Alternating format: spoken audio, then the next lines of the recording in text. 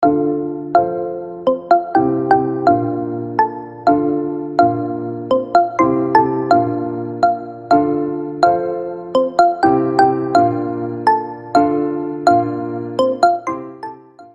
buenos días a todos. En este marco vemos cómo se ha desarrollado una serie de webinars en el marco de lo que es la flexibilización curricular desde su sentido y naturaleza, sentido desde la construcción cultural que buscamos promover en estos espacios de reflexión, un sentido que busca reconocer las necesidades de las comunidades educativas, los intereses de los estudiantes, las potencialidades que nos pueden dar se pueden generar desde los contextos, reconocimiento del contexto y el entorno, y la naturaleza propiamente desde la flexibilización curricular, desde esa reflexión permanente que se debe realizar desde el por qué enseñar y aprender, para qué enseñar y aprender, qué enseñar y aprender, cómo enseñar y aprender, con qué recursos, para qué, cómo, cuándo y con qué evaluar esos aprendizajes. Desde esa naturaleza nos lleva a generar esos espacios de reflexión. Así queremos presentarle a nuestro invitado central, el doctor Miguel Ángel Santos Guerra, doctor en Ciencias de la Educación, catedrático emérito de la Universidad de Málaga, diplomado en Psicología de la Universidad de Boston y maestro nacional de Santiago de Compostela, experto en evaluación educativa, reconocido por sus innumerables conferencias internacionales y asesorías que ha impactado y impartido en España, Portugal, México, Venezuela, Bolivia, Chile, Colombia, Uruguay, Paraguay, Brasil, Costa Rica, Argentina, Mozambique, República Dominicana, Inglaterra, Irlanda. Cuenta con más de 80 libros como autor único y coordinador de colecciones de textos sobre educación en varias editoriales del mundo. Entre estos textos, de su autoría, enmarcan la evaluación educativa formativa como textos que establecen la teoría y práctica de la evaluación cualitativa en centros escolares. La evaluación, un proceso de diálogo, comprensión y mejora. La escuela que aprende. Evaluar es comprender. La evaluación como aprendizaje, una flecha en la diana. Nieve y barro. Metaevaluación de la evaluación, el plan de centros escolares en Andalucía. Evaluar con el corazón. La gallina no es un águila defectuosa. Organización, liderazgo y evaluación de las instituciones educativas. Evaluación cualitativa de programas de educación para la salud y muchos más textos que no alcanzaremos a nombrarlos hoy, pero que sin duda sabemos que orientan de manera significativa los procesos de enseñanza y aprendizaje. Es así como, de palabras propias de nuestro invitado especial, el doctor Miguel Ángel Santos Guerra, los objetivos que establecen en este webinar son reflexionar sobre el complejo y repetido fenómeno de la evaluación, tantas veces recibido, tantas veces realizado, comprender las dimensiones técnicas y éticas del proceso evaluador, analizar las patologías más frecuentes que afectan al proceso de evaluación y proponer estrategias para la mejora de la evaluación continua. Sin más preámbulo, la palabra a nuestro invitado central, el doctor Miguel Ángel Santos Guerra. Buenos días. Quiero empezar agradeciendo al Ministerio de Educación esta invitación que me ha hecho para compartir algunas ideas, algunos sentimientos, algunas preocupaciones, algunas propuestas sobre esta cuestión en la que hemos estado media vida siendo evaluados y en la que pasaremos la otra media evaluando. Y en la escuela se evalúa mucho, se evalúa casi constantemente, pero se cambia poco. Es decir, que algo falla, porque la evaluación debería ser fundamentalmente un proceso de diálogo, de comprensión y de mejora. Gracias al Ministerio por permitirme compartir.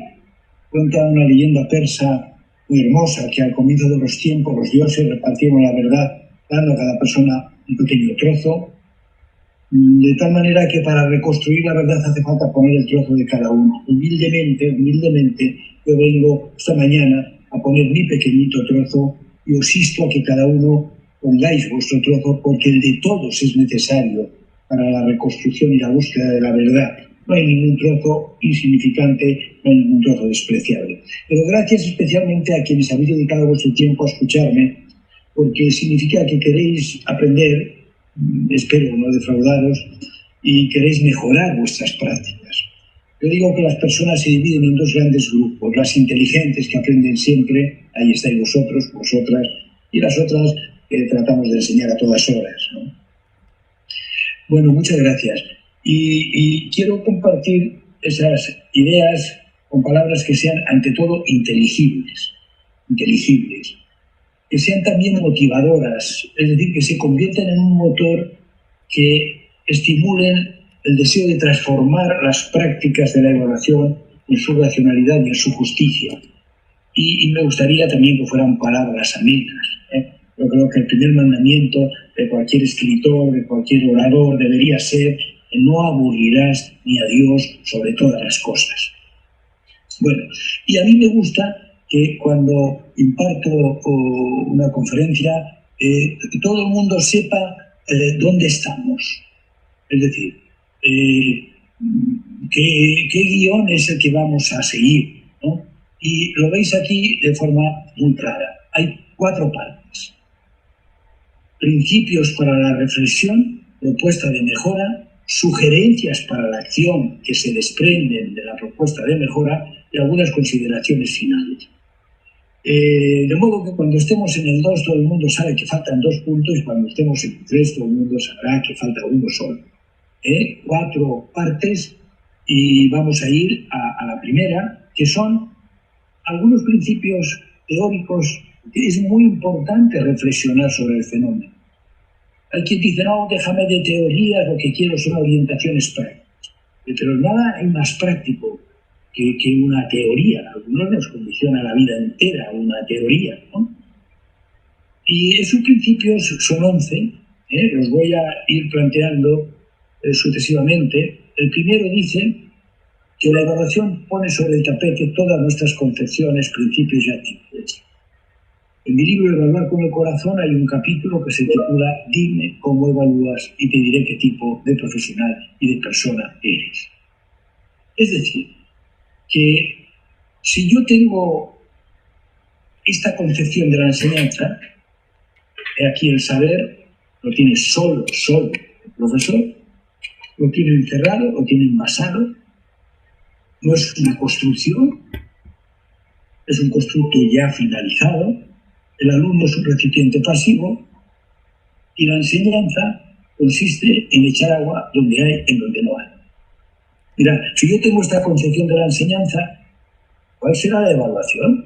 Muy sencillo. ¿Cuánta agua hay en la copa? Miramos el agua que hay en la copa. Y si no hay agua en la copa, ¿qué ha pasado? Pues que la copa no se ha puesto debajo. Pero puede ser que el que echa el agua no tenga agua en su botella, o que tenga la enfermedad de Parkinson a la hora de echar el agua, o que sea un poco sádico y lo quiera hacer muy difícil. Pero si yo tuviera como concepción de la práctica de la enseñanza y de la educación la idea de que consiste en que las personas se encuentren por sí mismas donde hay manantiales de agua, que cuando encuentren el agua sepan si está contaminada o es potable, y cuando encuentran agua potable saben compartirla con los que se mueren de sed y no la dedican solo a hacer fuentes ornamentales, a hacer surtidores y piscinas en el jardín de su casa para su recreo, mientras otros se mueren de sed. Si yo tengo esta concepción de la enseñanza, la evaluación no es cuánta agua hay en la copa. La evaluación será comprobar si saben buscar agua, comprobar si saben discernir si el agua está contaminada o es potable, y cuando encuentran agua potable, son capaces de compartirla. Es que esto no lo podemos olvidar en la evaluación. Porque no hay conocimiento útil si no nos hace mejores personas. Pero yo lo he dicho muchas veces, fueron médicos muy bien preparados, ingenieros muy bien formados, enfermeras muy capacitadas en su oficio, o profesionales que diseñaron las cámaras de gas en la Segunda Guerra Mundial. Sabían mucho, pero sus víctimas maldijeron el día que lo habían aprendido. Y digo que también revela la evaluación nuestras actitudes. Una persona sádica encuentra en la evaluación un elemento maravilloso para hacer sufrir. Entonces convierte la evaluación en un proceso de tortura. Amenazan, castigan, humillan, una evaluación, porque al ser sádicos disfrutan con el sufrimiento de los otros. Me decía una alumna mía, yo he impartido la asignatura de evaluación muchos años en la facultad, un profesor le había puesto una calificación de -1,17. -1,17.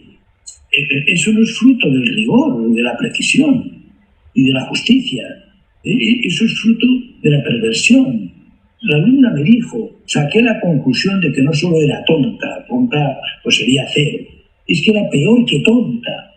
De modo que es verdad, dime cómo evalúas y te diré qué tipo de profesional eres. El segundo principio está unido a esto que acabo de decir, y es que la evaluación no es solo un fenómeno técnico, que lo es un fenómeno ético. Y a veces se olvida. Y por eso digo que más que evaluar mucho, e incluso evaluar técnicamente bien, importa saber a quién beneficia y a quién perjudica la evaluación, qué valores construye y qué valores destruye. Mirar en 2 imágenes cómo explico de forma muy clara esta idea. Vamos a evaluar esta carrera. Dice el texto, hemos abierto la escuela para todos, que gane el mejor. Bueno, la preocupación técnica será que las calles estén bien trazadas, que el cronómetro sea muy fiel y que el disparo se oiga a la vez y que la meta esté a la misma distancia para todos los corredores. Pero, queridos colegas, hay un corredor que tiene una bola de hierro atada al pie, es que es pobre. Y dice Bernstein, el ritmo de los aprendizajes que hace falta seguir hoy en la escuela es tan acelerado y haría falta una segunda escuela en la casa para seguir.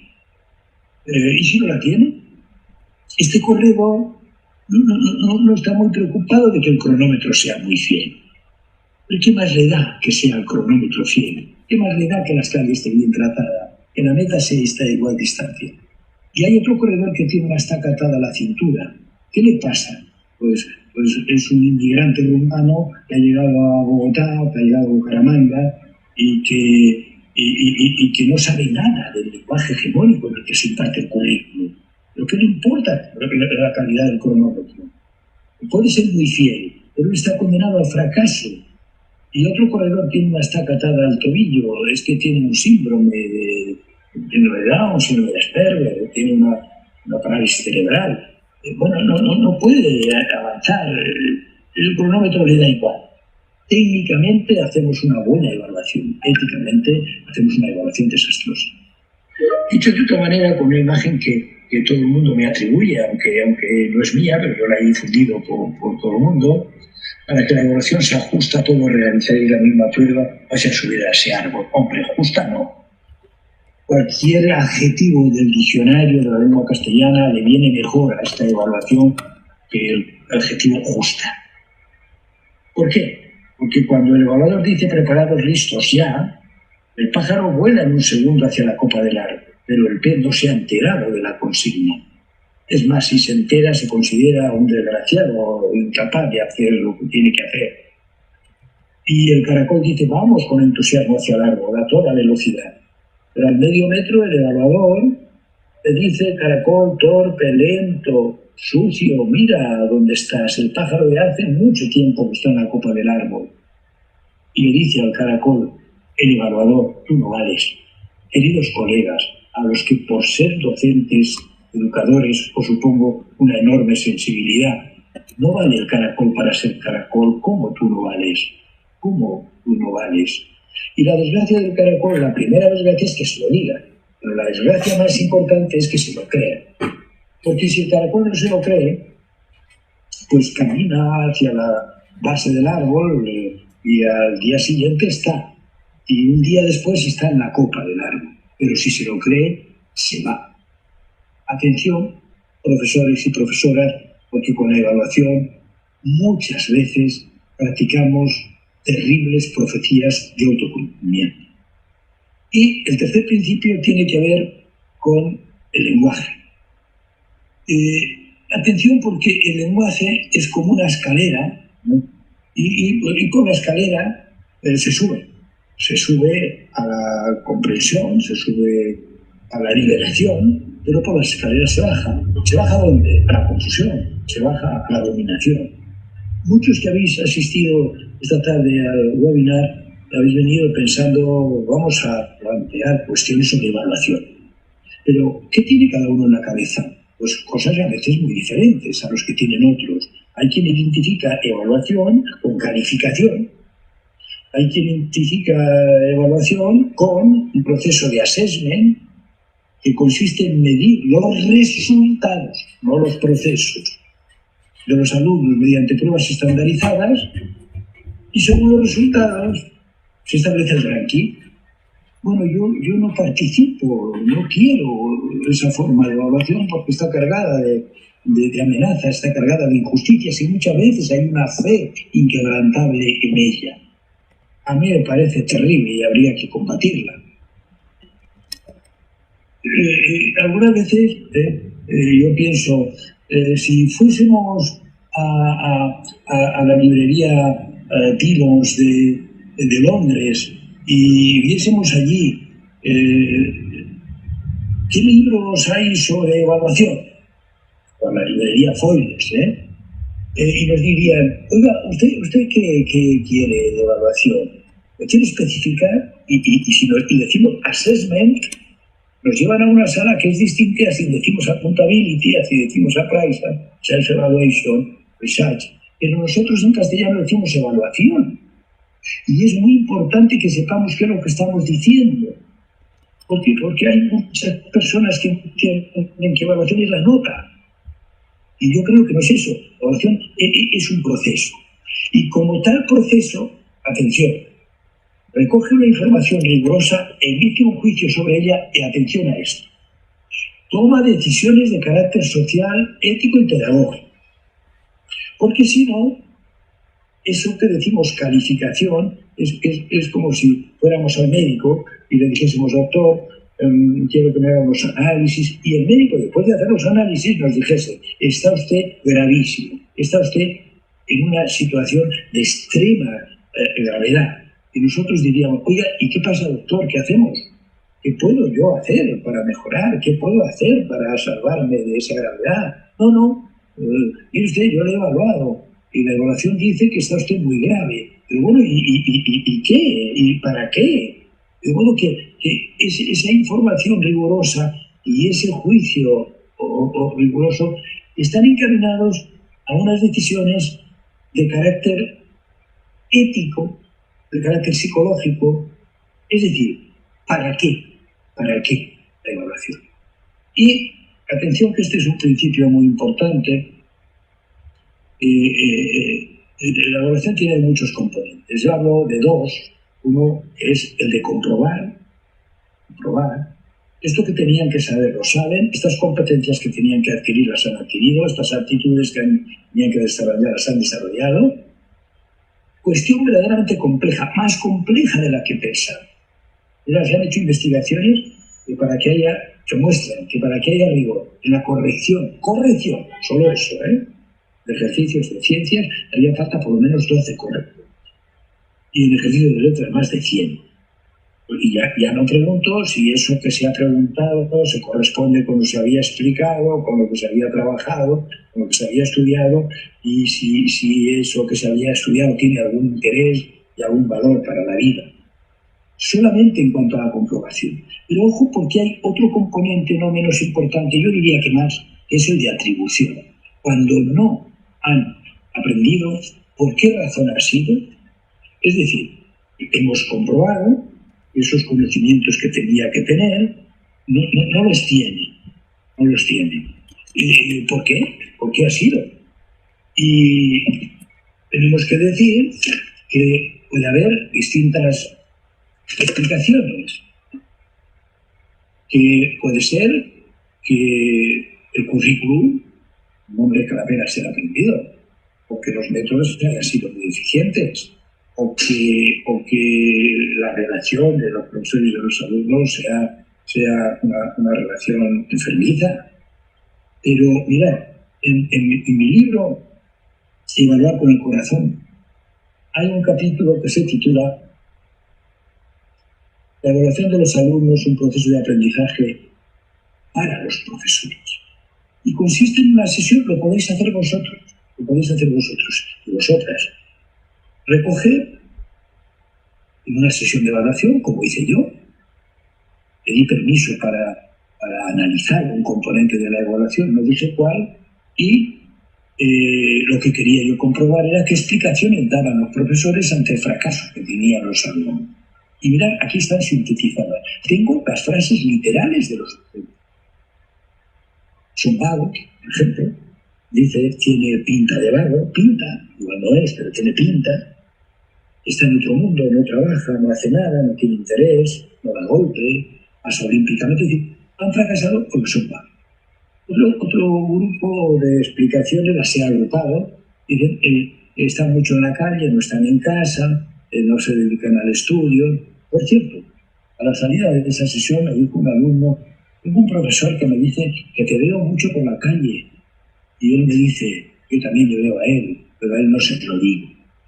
Los alumnos son torpes, otro bloque de explicaciones que las tengo literalmente recogidas.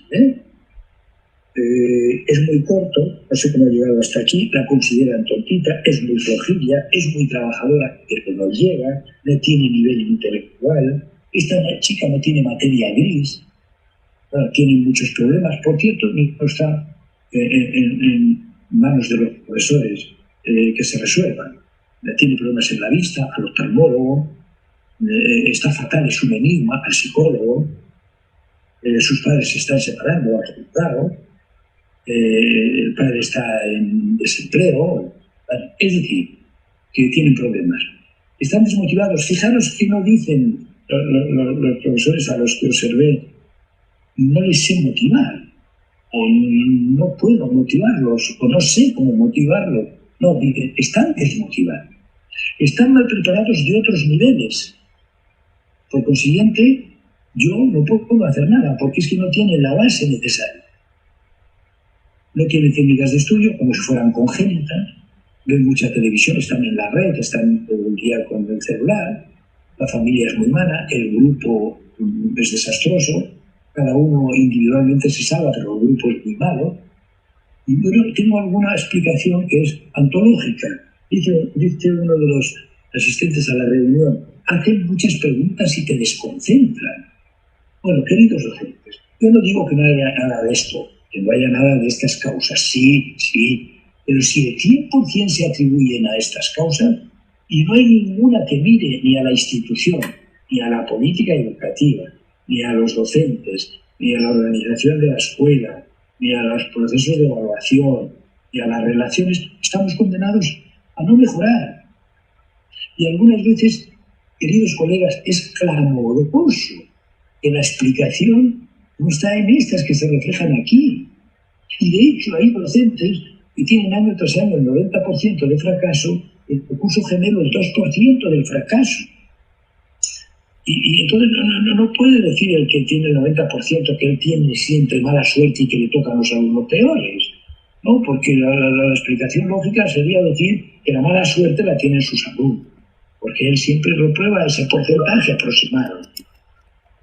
Mirad, he trabajado mucho con médicos en lo poquito que sé, que es cómo formar nuevos profesionales. Bueno, pues os tengo que decir que en una de esas sesiones un ginecólogo levantó la mano para explicar lo siguiente.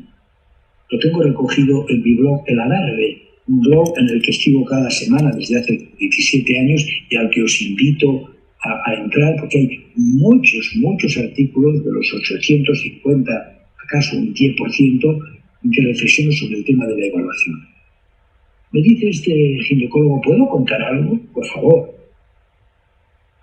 Me vino a ver un matrimonio, yo había atendido el parto de los hijos y me sorprendió después de tanto tiempo verles allí, me alegró también, y le pregunté cómo estaban los chicos y la mamá le dijeron, mire, está muy bien, pero hemos venido a verle a instancias del profesor de matemáticas de nuestro hijo mayor porque es un estudiante extraordinario, saca sobresaliente en todas las asignaturas, en todos los años. Y este año, desde que ha empezado segundo, tiene sobresaliente en todas las asignaturas, menos en matemáticas. Una evaluación tras otra, luego cosecha reprobados.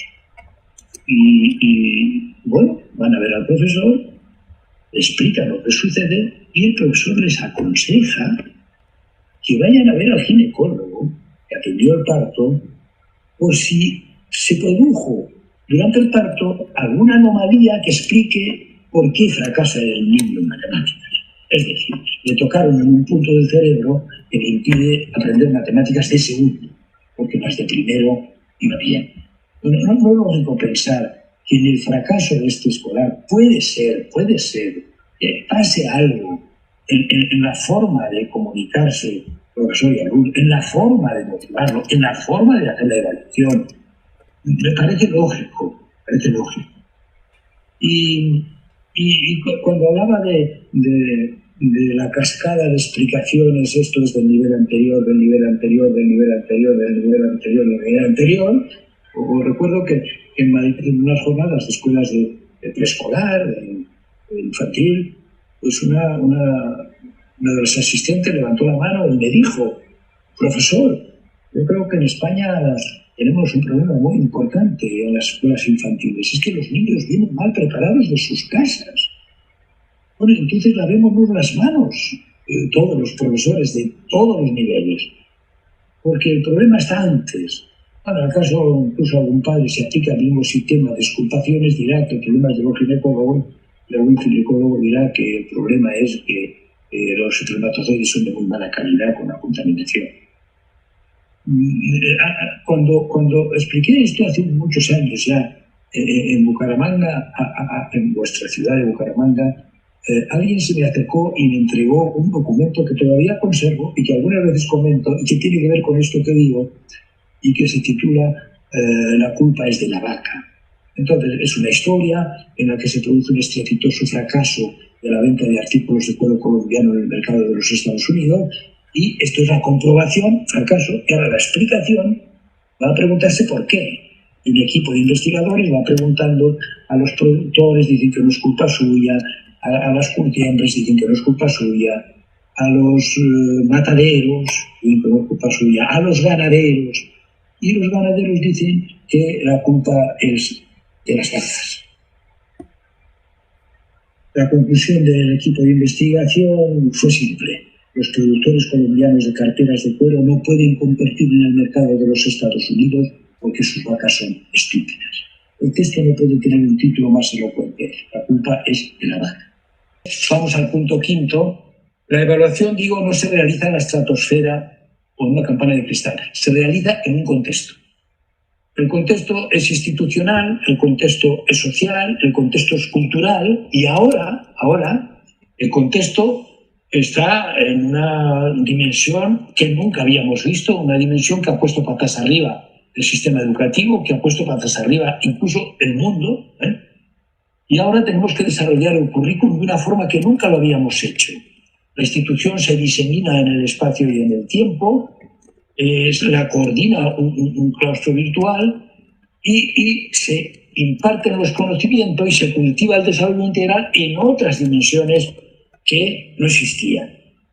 Y por consiguiente exige respuestas creativas y respuestas imaginativas que nos hacen algunas veces vivir bajo la tensión, bajo retos nuevos, y nos hace subdimensionar de una manera también mucho más poderosa la brecha digital, ya que hay familias, lo viviréis en vuestro país como lo estoy viviendo yo en el mío, que no tienen cobertura, que si la tienen no tienen computadoras, o tienen una para 6 hijos o para toda la familia, con espacios de trabajo realmente inadecuados, sin ayuda.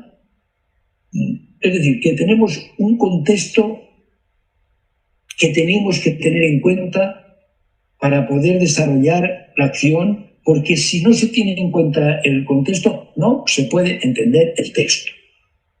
Y hay un contexto menos coyuntural, que es el contexto neoliberal, que contradice casi todas las dimensiones de la verdadera educación.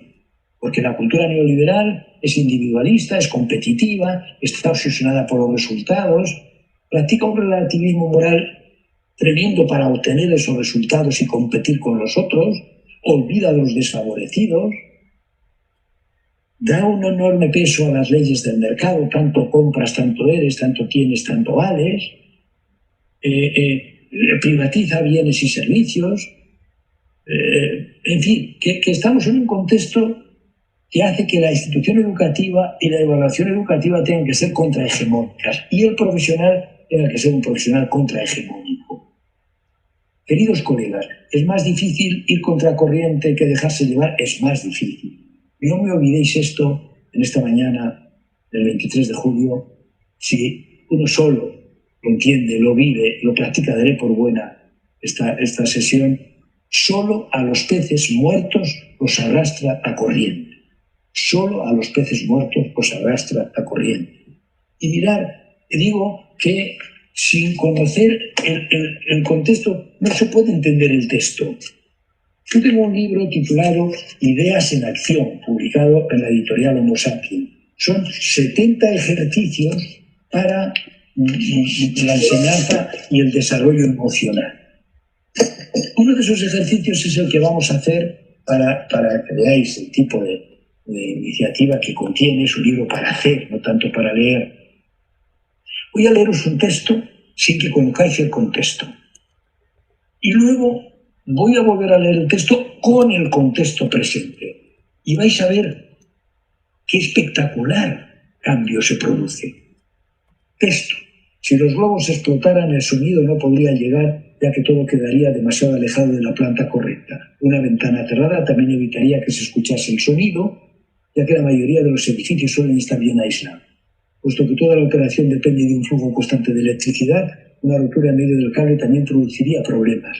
Por supuesto que el chico puede gritar, pero la voz humana no es lo suficientemente potente como para que se escuche a tanta distancia. Otro problema adicional es que se podría romper una cuerda del instrumento.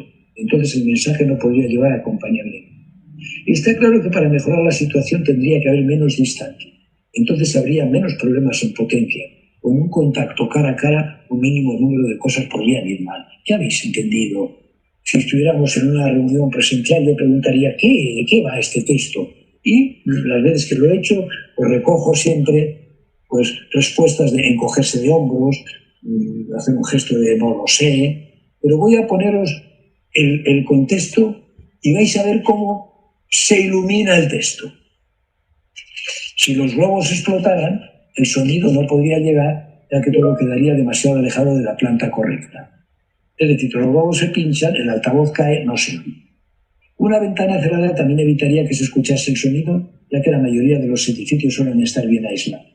Puesto que toda la operación depende de un flujo constante de electricidad, una ruptura en medio del cable también produciría problemas. Por supuesto que el chico puede gritar, pero la voz humana no es lo suficientemente potente como para que se escuche a tanta distancia. Otro problema adicional es que se podría romper una cuerda del instrumento. Entonces el mensaje no podría llevar acompañamiento. Está claro que para mejorar la situación tendría que haber menos distancia. Entonces habría menos problemas en potencia. Con un contacto cara a cara, un mínimo número de cosas podrían ir mal. ¿Qué ha pasado? Pues que el contexto ha iluminado el texto. Ya sabemos quién es el chico. Decía, el chico puede gritar, pero ¿quién es? Decía un pedagogo italiano, para enseñar latín a Ion, más importante que conocer latín es conocer a Ion. Bueno, es muy importante para qué se hace la evaluación, para qué tanta evaluación, para qué tanta obsesión por la evaluación. Porque hay finalidades pedagógicamente ricas. Estupendo.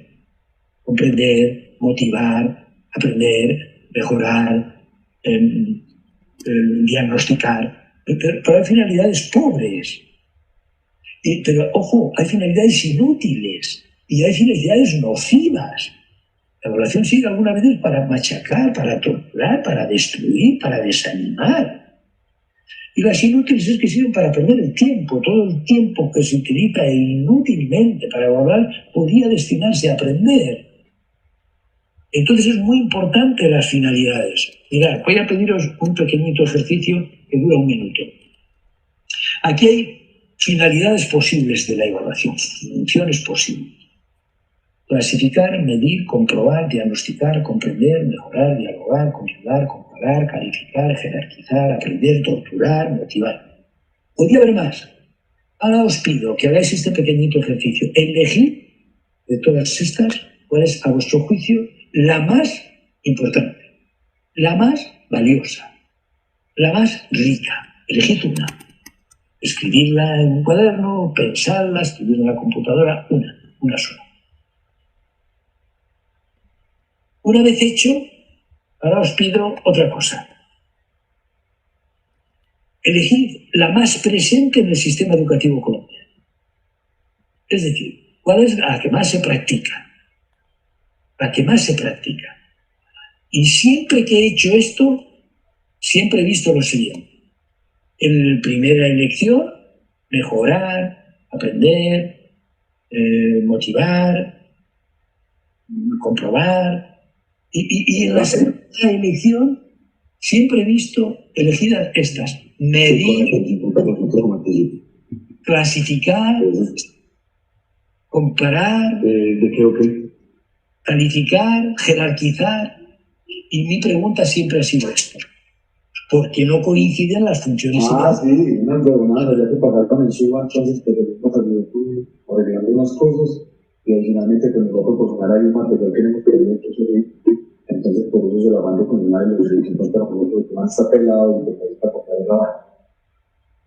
Mi pregunta es, ¿por qué no las más presentes son las más valiosas?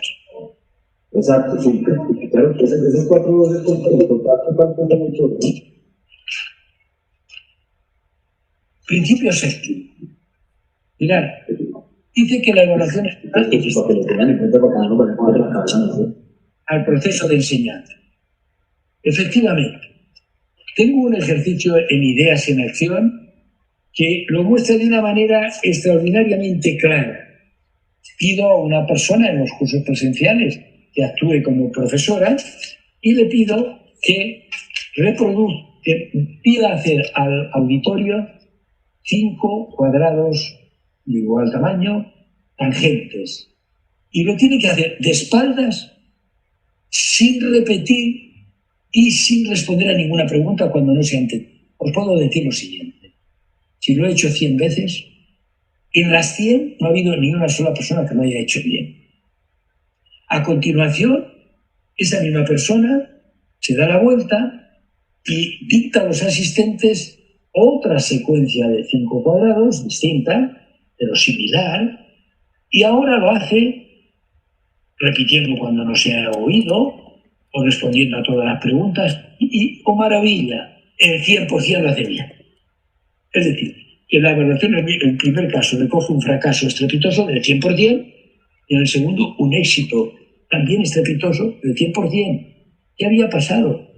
Era fruto de una mala praxis y de una buena praxis. Por consiguiente, es muy importante tener en cuenta que el proceso y los resultados de la evaluación van a ser diferentes según sea la calidad del proceso de enseñanza y aprendizaje. Mirad, no voy a detenerme mucho aquí porque todos sabéis, profesores, y cuando habéis sido alumnos, que la evaluación suscita tremendos sentimientos. En el libro Evaluar con el Corazón hay un capítulo que a mí me estremece, que se titula Tatuajes en el alma, en el que los alumnos en mi curso, a los que les pregunté qué habéis vivido en la evaluación, dijeron qué había pasado en los años que habían sido evaluados. Y tengo los textos de sus testimonios, pero tremendos, tremendos.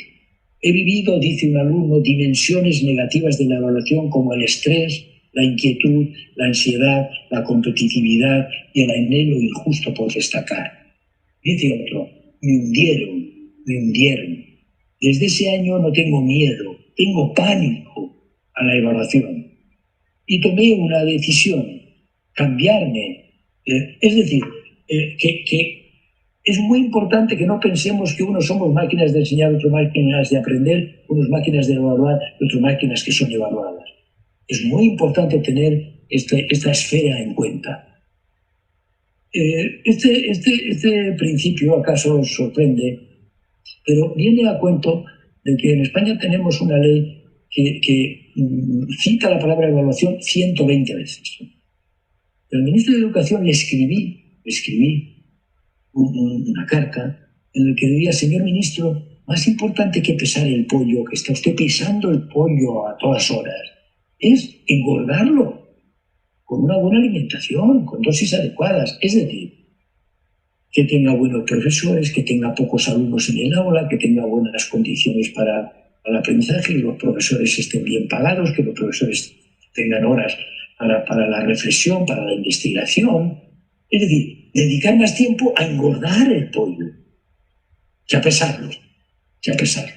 Bueno, el 10º, os hablaba al principio de las patologías, hay algunas referidas a los contenidos, se evalúa solo a los alumnos, solo los conocimientos, fundamentalmente, casi exclusivamente los resultados, casi exclusivamente lo pretendido, pero no lo que se aprende sin pretender enseñarlo. Hay algún profesor que enseña algo de su materia, pero enseña también a odiar esa materia y el aprendizaje general de por vida.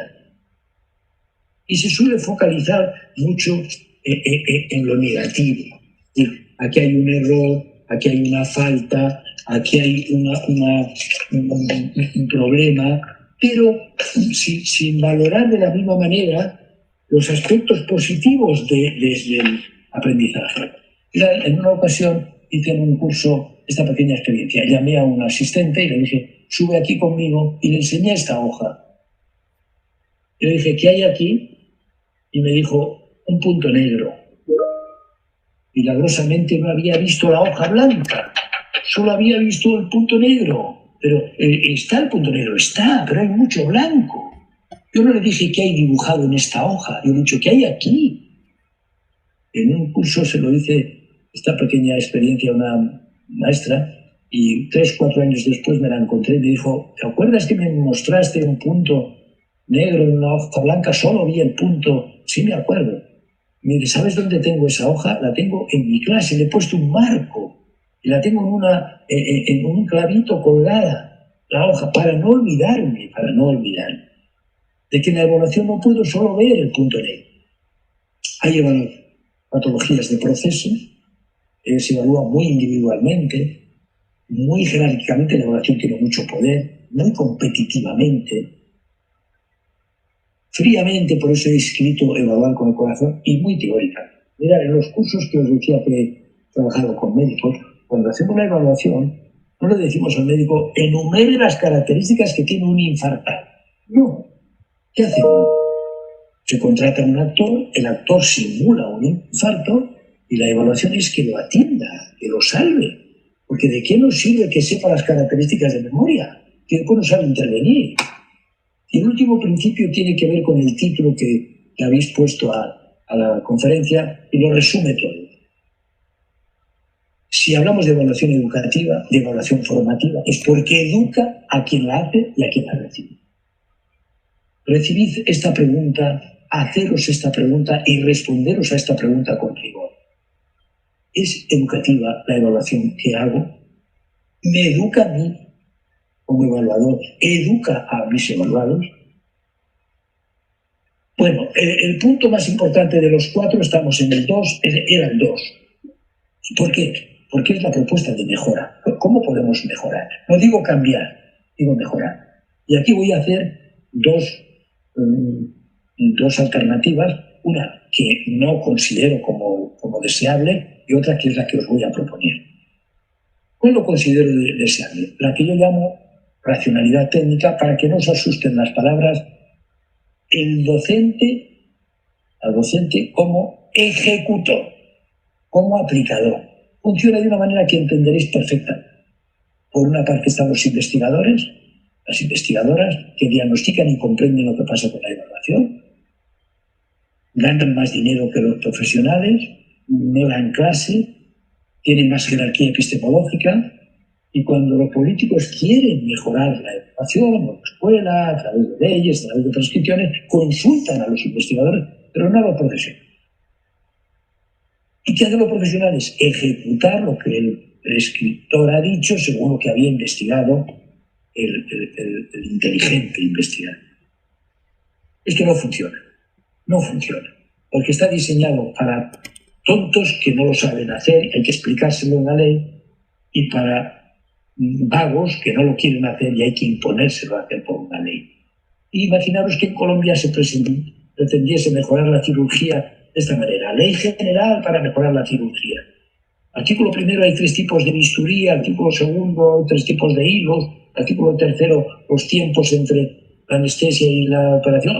Artículo cuarto, para informar a las familias de la operación del hijo. Bueno, mirad, ¿qué dirían los cirujanos, las cirujanas? Que yo, el ministro de Sanidad, el profesional soy yo. Usted me tiene que dar una buena formación. Usted tiene que dar un buen hospital, un sueldo que me permita dedicarme a esto y perfeccionarme. Y 2 pacientes para operar cada mañana, no 102. Porque si me da 102, un mal hospital, un sueldo miserable y malas condiciones, pues los voy a mandar a todos al otro barrio. ¿Y por qué está tan instalado este método? Porque es muy barato. ¿Qué cuesta decir la evaluación será continua, la evaluación será cualitativa, la evaluación será formativa, la evaluación tendrá en cuenta los cuentos? No cuesta nada. ¿Y a cuántos afecta? A todo el país. ¿Y cuánto tiempo? De un día para otro. Bueno, que eso es muy rentable políticamente, pero muy negativa. Dice Michel Cloutier en el título de uno de sus libros: la sociedad no cambia por decreto, la escuela no cambia por decreto. ¿Cómo van a cambiar las actitudes? ¿Cómo van a cambiar las estrategias, las concepciones de los profesores a través de la prescripción? ¿Puede cambiar? Sí, la estructura, el sistema. Pero no hay cambios profundos. ¿Cuál propongo? La racionalidad práctica, que ahora, entre paréntesis, podéis poner el profesor como investigador, investigadora. Es más profesionalizador esta propuesta, porque considera que el profesional que investiga es capaz de diagnosticar, de comprender y de decidir lo que pasa con la evaluación. ¿Y qué pasa con los políticos que le ayudan a hacer esto posible? ¿Y qué hacen los investigadores, aquellos que eran tan importantes allí? Pues aquí son muy poco importantes. En el mejor de los casos, asesoran. Y de aquí vienen 4 triángulos que son mi propuesta en esta mañana para mejorar la evaluación. La estrategia es indagación, atención, no de esos que no están en la escuela, no de esos que no están en las prácticas. Indagación, investigación de los profesionales sobre sus prácticas para comprenderlas y transformarlas en su racionalidad y en su justicia. ¿Y eso qué genera? Perfeccionamiento. ¿Y eso qué genera? Innovación. ¿Y en qué tiene que mejorar el docente en la evaluación? Ojo, no solamente cuántas pruebas hago, cómo se aplica una rúbrica, cómo se trabaja en portafolio, no solo. Tiene que cambiar las concepciones. Por eso hemos dedicado este tiempo a la parte de reflexión teórica. Las concepciones. Pero tiene que cambiar las actitudes y mejorarlas. Y las prácticas. He elegido la metáfora de un triángulo porque sin un vértice no hay triángulo. Sin un vértice no hay triángulo. Es decir, si cambió la concepción, yo ya me doy cuenta que mis alumnos tienen que autoevaluarse, tal. Sí, le pregunto, ¿y lo haces?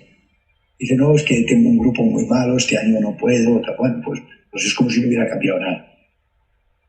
Y si cambia la práctica sola, sin cambiar y mejorar la concepción y la actitud, es un cambio, una mejora insustancial. En el caso del docente que pone a los niños en un círculo para que sea participativa la actividad, él se sienta en el círculo, pero claro, si antes era un déspota en la tarima y ahora es un déspota en el círculo, estamos igual que antes o peor, porque está más cerca de los niños. ¿Y qué condiciones, qué requisitos hacen falta para que esto suceda, queridos colegas? Hace falta voluntad, hace falta querer, pero querer de verdad, no como si quisiéramos. Si este vértice falla, da igual todo. Si no queremos, pasaría lo que pasaba en aquel pueblo del que dicen que no se tocaban las campanas de la iglesia por 8 motivos. Primer motivo, no había campanas. Dice nosotros, no me interesa. Hace falta también saber que hay quien considera que esta es una profesión inespecífica que no requiere conocimientos especializados de lo que es el docente. No basta conocer la asignatura, es que hace falta saber qué pasa con el aprendizaje, qué pasa con el que aprende, qué pasa con los procesos de evaluación. Yo tengo una hija de 15 años, he hecho los deberes de la vida tan. Estoy escribiendo un diario desde el día que nació hasta ayer por la noche. Si la tuvieran que operar, una operación grave y urgente, y yo la llevase al hospital y le dijese, quiero operar, mire, este señor ya estaba deseando empezar, tiene la bata puesta, la mascarilla, tiene ya el bisturí, está deseando, le encanta. Y yo preguntase, ¿sabe? Y me dijese, no, no sabe, pero le gusta mucho. Bueno, yo diría, a mí no me toca a mi hija. Porque es que hace falta saber especializado. Y hace falta condiciones, hace falta poder. De modo que saber, querer y poder. Y otra vez, si no están los tres, no funciona. Porque si puede y quiere, pero no sabe, no funciona. Y si sabe y quiere, pero no puede, no funciona. Y aquí tienen que estar presentes, ¿qué ámbitos? Mira, pues tiene que estar la institución educativa, en las escuelas, en las universidades, en el instituto. Pero tiene que estar también la familia tiene que estar, porque si no, cuando van los alumnos con los informes de las evaluaciones, lo único que les importa son los resultados. No les preguntan, ¿te ha hecho mejor el aprendizaje? ¿Has respetado a todos aprendiendo? ¿Eso que has aprendido te ha hecho mejor persona? ¿Has agradecido a quienes te han enseñado? ¿Has ayudado a tus alumnos a aprender? No, lo único que importa es el resultado. Y si lo ha obtenido por medios ilícitos, copiando, pues no le importa. Y tiene que estar también la sociedad. Tiene que estar la escuela, tiene que estar la familia, tiene que estar la sociedad. Sin un vértice no hay triángulo. Y de aquí vienen los 10 verbos que quiero plantearos para la mejora. Y esto que os planteo no es una entelequia. Yo tengo 5 o 6 libros, de los 12 que he publicado sobre evaluación, que están escritos por los propios profesionales de las escuelas, de las universidades. ¿Qué han hecho? Mira, seguir este proceso. Primero preguntarse, hacerse preguntas. Esta es una evaluación que educa. ¿Qué sentimientos tienen mis alumnos? ¿Por qué hay este nivel de fracaso? ¿Qué pasa con las informaciones que llegan a las familias? ¿Cómo participan los alumnos? ¿Comprenden los alumnos? ¿Saben los criterios? Bien. Si no se dispara este verbo, ya no sigue la cadena. Ahora bien, la duda es un estado incómodo, la certeza es un estado ridículo. Hay que preguntarse, hay que interrogarse, hay que cuestionarse. Porque algunos lo que pasa es que confunden pereza de pensamiento con firmes convicciones. Entonces evalúan igual ahora que hace 40 años o 30 años. Y una vez que se han hecho la pregunta, se comparten, porque estamos hablando de proyectos colegiados en las instituciones. Y a las preguntas hay que responderse con investigación. Mirad, cuando se habla de investigación, algunos piensan grandes muestras, investigadores especializados, aparatos estadísticos complejísimos. No. Cuando un docente se hace una pregunta y se responde a ella de forma rigurosa, ¿me comprenden mis alumnos? ¿Consideran justa mis alumnos la evaluación? ¿Participan? Y se responde de forma rigurosa, está investigando. ¿Y eso qué le permite? Verbo cuarto, comprender. Y de la comprensión, ¿qué sucede? Que se toman decisiones. Mirad, esto lo he hecho en una escuela. Después de una sesión parecida a esta, empezó el trabajo de transformación, se hicieron grupos, y un grupo se encargó de estudiar qué pasaba con las evaluaciones que recibían las familias. Y de ahí surgió, después de comprender lo que pasaba, una serie de iniciativas. Por ejemplo, mandaban una carta a la familia con cada evaluación, con un texto que se titulaba así: ¿Cómo leer educativamente el informe de evaluación de su hijo? Y ahí aparecían cuestiones como: venga a dialogar con los profesores, no compare a sus hijos si tiene varios, no empiece a dar castigos sin saber qué es lo que pasa, déles ejemplo a sus hijos. Es decir, que si un padre, decíamos ejemplos concretos, si va a su hijo con usted por el campo, que el niño pregunta ¿qué árbol es ese? No le diga, da igual, porque después ¿por qué le va a castigar? Porque no se supo la flora de Oceanía. Sí, da igual saberse los árboles. Bueno, es decir, que la comprensión no es para estar entretenidos, es para decidir. Y hay que escribir, queridos colegas, hay que escribir. Porque ese pensamiento errático y caótico que tenemos sobre lo que hacemos, cuando tenemos que escribir lo tenemos que ordenar, pero tenemos que argumentar y nos ayuda a comprender. Pero además se difunde y hay otros que pueden aprender de lo que hemos hecho y de lo que hemos descubierto. Y eso genera plataformas de debate y de discusión sobre el éxito y el fracaso. sobre el proceso de enseñanza, sobre las metodologías, y eso genera un compromiso con la educación, con la enseñanza. Y hay un verbo que alguien me sugirió en alguna ocasión: ¿por qué no dices pedir? No, yo digo exigir. Exigir condiciones en que esto puede hacerse. ¿De qué? De tiempo, de medios, de estímulo, de dignificación profesional. Bueno, vamos al 3. Algunas sugerencias para la acción. Bueno, algunas sugerencias, algunas tienen que ver con la etapa que estamos viviendo, otras tienen un carácter genérico. Por ejemplo, la primera. Yo creo que es muy importante que reflexionemos y que practiquemos la evaluación continua. Es decir, la evaluación no es algo que se hace al final de los procesos de aprendizaje. Va en paralelo. No es dejemos de estudiar, dejemos de aprender, dejemos de enseñar para ver si se ha aprendido.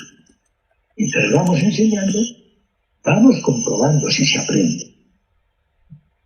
Y esto es muy importante porque nos va dando información de qué tenemos que transformar y mejorar en la enseñanza. Y en cuanto a los instrumentos, voy a decir 3 características. Yo creo que deben ser variados. Puede haber entrevistas, puede haber rúbricas, puede haber ejercicios, puede haber problemas, puede haber proyectos, puede haber portafolios, porque los profesores estamos muy habituados a explicarlo todo hablando y a preguntarlo todo por escrito. Pero la diversidad de los métodos trabaja las cuestiones de manera diferente. Y hay personas que pueden ser muy buenas hablando y nunca se les pregunta más que por escrito la evaluación. Han de ser métodos sensibles para captar la complejidad. Esto es muy importante. Mirad, es muy fácil de corregir una prueba objetiva. Por cierto, no hay nada más subjetivo que una prueba objetiva. La palabra objetivo es una trampa. ¿Por qué? Porque yo puedo hacer una prueba objetiva para que reprueben todo. Y la hago y no aprueba nadie. Eso no es tan objetivo. Pero después, y atención a esto, esa forma de hacer la evaluación lleva, como diré dentro de un momento, a un proceso de enseñanza y aprendizaje pobre. Porque esa prueba no permite comparar, no permite analizar, no permite argumentar, no permite descubrir, no permite crear. Y los métodos han de estar adaptados al contexto. Ahora, por ejemplo, estamos en una situación que exige probablemente tener otros procesos y otros instrumentos de evaluación que se adapten al hecho de que un profesor esté en su casa y el alumno esté en la suya. Y que compartamos estos métodos, algunos nuevos que descubriremos nosotros en nuestra reflexión para adaptarnos al nuevo contexto. Y, por ejemplo, cuando digo de las entrevistas, yo puedo dialogar con un alumno y hablando con él, puedo saber si, según sus características, qué es lo que está expresando, qué es lo que no sabe expresar, y es adaptada al aprendiz. Ya sé que requiere más tiempo, pero evita eso que algunos profesores tienen tanta preocupación, y yo creo que no debería ser así, y sí copia, y sí tiene, y parece que la única obsesión es pillar, aunque está haciendo una tarea fraudulenta. Bueno, y muy importante que los alumnos se autoevalúen, a mi juicio. No hablo de autocalificación, hablo de autoevaluación, porque él sabe si ha sido motivado, si ha sido captado por el interés de los contenidos, si ha aprendido o no, si se ha esforzado, si ha leído, qué dificultades ha tenido, dónde están las dificultades. Recuerdo en Chile, con un grupo de estudiantes, les pregunté, pequeño, ¿vosotros hacéis autoevaluación? Y mirad lo que me dijo un chico. Sí, hombre, como que vamos a ser nosotros capaces de adivinar la nota que nos va a poner el profesor. Ellos creían que la autoevaluación era una capacidad adivinatoria de la nota que le iba a poner el profesor. Es decir, que la incultura en ese tipo de prácticas era clamorosa. Y hablo de autoevaluación, pero hablo también de participación en los procesos de heteroevaluación que hacen todos. Cuando fijan los criterios, debe participar en la fijación de criterios y, por supuesto, conocerlos. Porque si no, la evaluación se convierte en un misterio. hay un proceso de evaluación y después el resultado es este, pero no sabemos por qué. Y no sabe cuáles serán los criterios, cómo se han aplicado los criterios y no tiene ninguna capacidad de discutir los criterios. Es muy importante esto para huir de un elemento tremendo que tiene la evaluación, que es la jerarquización. El que evalúa tiene poder, los demás se callan. Yo recuerdo que en una de mis clases de la facultad, di esta asignatura muchos años, pregunté, levanten la mano los que se han sentido evaluados injustamente. Yo creo que eran todos o casi todos. Y después pregunté, ¿quiénes han negociado, quiénes han discutido, quiénes han reclamado, quiénes han dialogado sobre esa sensación de injusticia? Y levantaron la mano 2 o 3. ¿Y por qué? Por miedo. Con miedo a las consecuencias. Incluso alguien dijo, bueno, yo fui una vez a reclamar 3 décimas y salí sin 5 puntos. Bueno, la quinta sugerencia es que hay que evaluar sobre lo que se ha enseñado y trabajado, no sobre lo que se debería haber enseñado y lo que se debería o se podría haber trabajado en circunstancias presenciales. Y por eso vosotros habláis de la flexibilización. Es muy necesaria. En estos momentos es una exigencia de gran calado. La flexibilidad en el desarrollo del currículum y la flexibilidad en la evaluación. Lo cual no quiere decir que no haya exigencia. La evaluación condiciona todo el proceso de aprendizaje. Esto para mí es muy importante. Una evaluación de naturaleza pobre genera un proceso de enseñanza y aprendizaje pobre. Mira, en un aula, dice un autor que en didáctica trabajamos constantemente, se llama Doyle, dice, en un aula puede haber tareas o en las casas podemos pedirles a los alumnos que hagan tareas memorísticas, de repetir, sin entender, tareas algorítmicas de comprender los pasos, tareas comprensivas de entender, de comprender, de analizar, de comparar, de opinar, de crear. Bueno, queridos colegas, si yo os dijese, ordénalas de menos potentes a más potentes intelectualmente, de menos complejas a más complejas, todo el mundo me diría, menos compleja la memorización, aunque todas son necesarias, y menos compleja, más compleja la creación, la investigación, descubrimiento, bien. Pero están ordenadas de menos a más. Pero si yo os dijese de cuáles tareas hay más en las evaluaciones, pues algunas veces hay que decir de las instituciones que están ordenadas de más a menos. Hay más de memorizar y menos de crear. Y entonces, si las más importantes y las más frecuentes y las únicas a veces son las memorísticas, todo el proceso de aprendizaje estará encaminado a tener éxito en las memorísticas. En repetir. Yo tengo en los artículos de la Darbe y experiencia acumuladas, yo creo que cientos, por no decir miles de anécdotas fantásticas sobre esta cuestión. En uno de mis libros reproduzco una de ellas que me brinda un colega de la facultad y me dice que estás estudiando el tema de la evaluación, te voy a contar lo que me pasó con mi hijo ayer. ¿Qué te pasó? Dice, vino a casa y me dijo, papá, me han hecho un examen. ¿Y qué tal, hijo? Me dijo, papá, mal, papá, he reprobado. ¿Y qué te preguntaron? Dice, eran muchas preguntas cortitas. ¿Y me puedes decir alguna? ¿Tú recuerdas alguna? Dice, sí, lo hemos corregido en clase, dime una. Y el niño le dice al papá, una pregunta era, ¿cómo viven las vacas? ¿Cómo viven las vacas? Y el niño le dice al papá, ¿qué contestaste a esa pregunta? Y el hijo dice, papá, a esa pregunta contesté bien. ¿Cómo viven las vacas? Contesté bien. Y le dice el papá, ¿qué te pusieron? ¿Qué te calificaron esa pregunta? Y dice, mal, pusieron mal. ¿Y cuál era la respuesta correcta? Dice, la del libro. ¿Y cuál era la del libro? Y el niño dice, en ganadería extensiva e intensiva. Es decir, el texto dice, las vacas pueden vivir en ganadería extensiva o intensiva. Pregunta, evaluación, ¿cómo viven las vacas? Y el niño para contestar puede agarrar la cabeza para pensar, o el libro para repetir.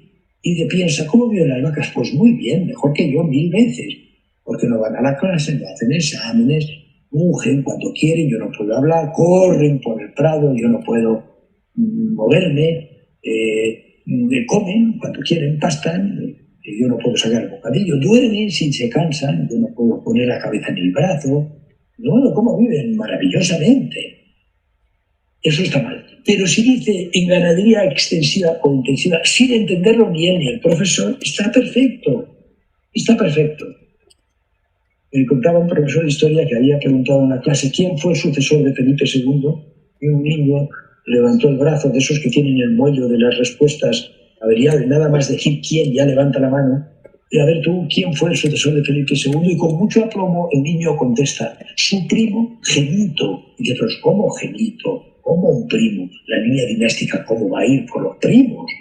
Y dice el niño, lo pone el libro, pero no puede ser, el libro no puede poner ese disparate. Y dice, el libro mío sí. Y dice, pero tráeme el libro. ¿Qué decía el libro?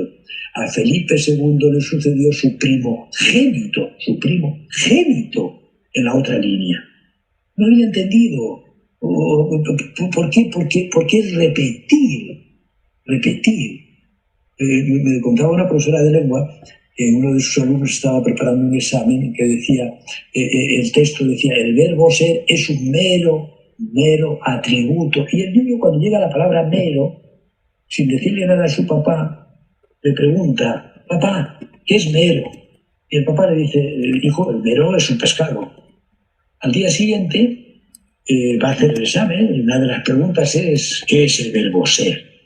Y el niño dice, el verbo ser es un pescado, el verbo ser es un mero. Pero no entiende lo que está diciendo. Entonces, ojo, porque los modos, las estrategias, los instrumentos de evaluación condicionan, a veces enriquecen y a veces empobrecen el proceso de aprendizaje. Y yo creo que es muy importante que no lo olvidemos, porque cuando lo hacemos, condicionamos todo el trabajo, condicionamos todo el proceso. Y vamos a ir un poco más rápido para que nos dé tiempo a la sesión. Yo no digo nunca de preguntas, digo de intervenciones, de sugerencias, de propuestas, porque si no pareciera que solo uno es capaz de responder a las preguntas, solo uno tiene las respuestas y los demás solo pueden hacer preguntas porque no tienen respuestas. Esa dicotomía me parece un poco inquietante. Bueno, es bueno hacer la evaluación. Hablamos mucho de las bondades de la evaluación y de lo importante que es para mejorar. Pero claro, si fuese así, lo que creyésemos así, debería ser muy importante hacer la evaluación no solo de los aprendizajes, sino también de la enseñanza.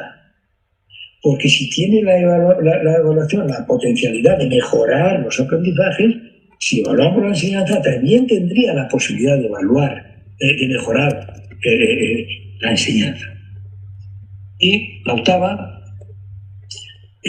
ha habido una parte presencial del curso y una parte tenemos que combinar en los procesos de evaluación las dos fases, con sus peculiares características, hacia el proceso de evaluación final en el que, ojo, aquí el equipo docente tiene mucha importancia y tiene una visión fundamental, porque hay que ver al alumno desde un punto de vista integral en su grado de desarrollo. Y a mi juicio, la repetición, y lo están mostrando muchas investigaciones, no suele ser una opción positiva, conlleva etiquetación, conlleva desprendimiento de sus pares, y muchas veces se ha acreditado que no sirve ni para estimular ni para que después vaya a un ritmo más acelerado. ¿Qué creo que es lo mejor? Yo creo que es lo mejor la promoción con garantías, es decir, con el apoyo necesario para la fase siguiente. Bueno, y la décima, ojo a esta tentación, a este peligro. La tentación de cuando se inicia un nuevo curso es que partamos del punto donde se debería estar, pero no del punto donde se está. Y habría que tener un especial cuidado con los alumnos que en ese proceso de confinamiento, en esa etapa de educación online, se hayan quedado a causa de la profundidad, de la importancia de la brecha digital o de otras causas que han quedado desfasadas. Porque no olvidemos esto. No olvidemos esto. Hay dos tipos de alumnos en el sistema educativo colombiano: los inclasificables y los de difícil clasificación. ¿Qué quiere decir? Que cada uno es uno. Que cada uno es diferente. Y un centímetro cuadrado de nuestra piel, que es la huella digital, nos hace distintos a miles y miles y miles de millones. Es que será toda la piel, con toda la historia, con las emociones, los sentimientos, los valores, los conflictos. Pero lamentablemente la escuela tiene una división profundamente homogeneizadora. Todos a la vez, todos lo mismo, todos de la misma manera, todos en los mismos tiempos, todos con los mismos ritmos. Y claro, esto pues genera graves atropellos y graves injusticias. Por eso también escribí precisamente en una universidad de Bogotá: la gallina no es un águila defectuosa. No le podemos pedir a la gallina que vuele a la altura del águila, y no le podemos pedir al águila que ponga los huevos a la gallina. Y estamos en el punto 4. En el punto 4 voy a hacer unas consideraciones finales. Bueno, estamos en un momento de extraordinaria complejidad, extraordinaria incertidumbre, y no sabemos lo que va a pasar.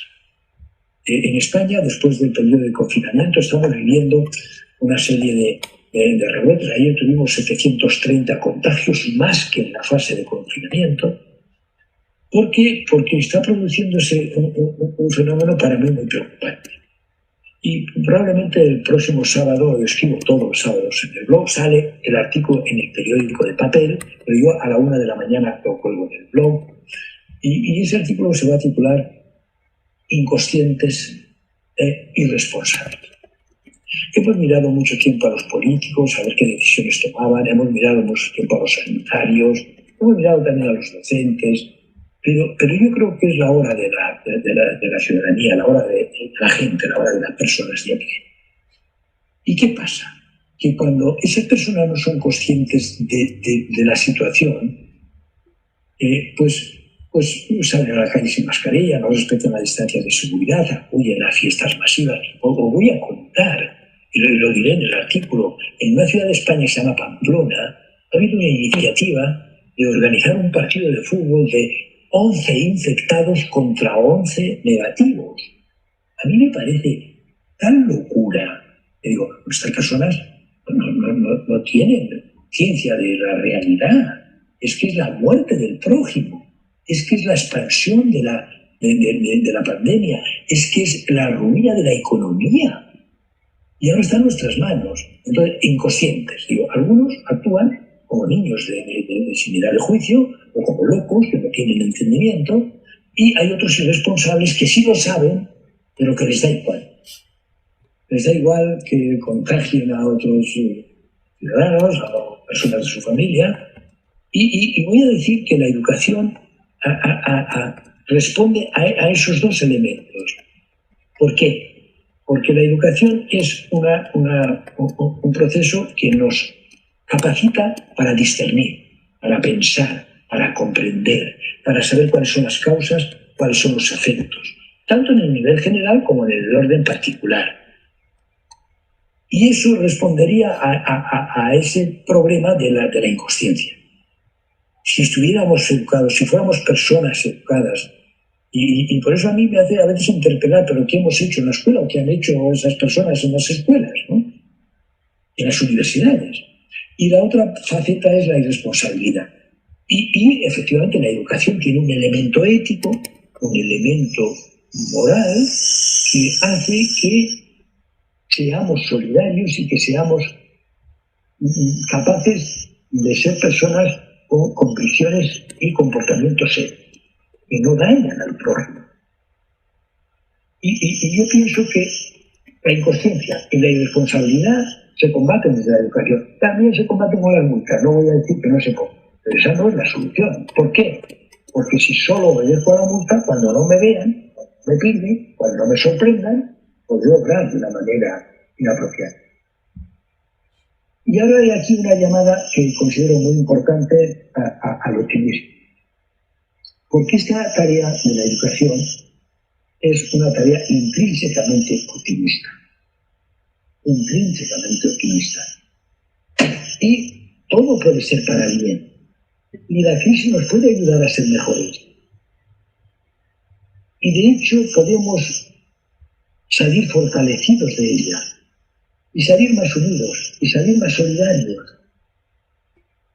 Y salir más preocupados por el otro.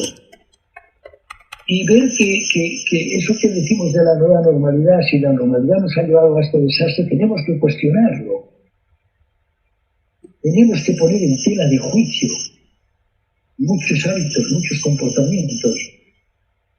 Pero la faceta optimista nace de un hecho incontestable. El ser humano puede aprender, el ser humano puede mejorar. Porque si negamos esta premisa, no tiene sentido la educación. Es tan consustancial el optimismo a la educación como mojarse para el que va a nadar. De modo que sin optimismo seremos buenos domadores, podemos ser, pero nunca seríamos buenos educadores. Yo algunas veces cito en un viaje que hice a la ciudad de Potosí, me hablaron de una cierta característica sociológica de los habitantes de la ciudad de Potosí, y decían de ellos que eran muy pesimistas, ¿no?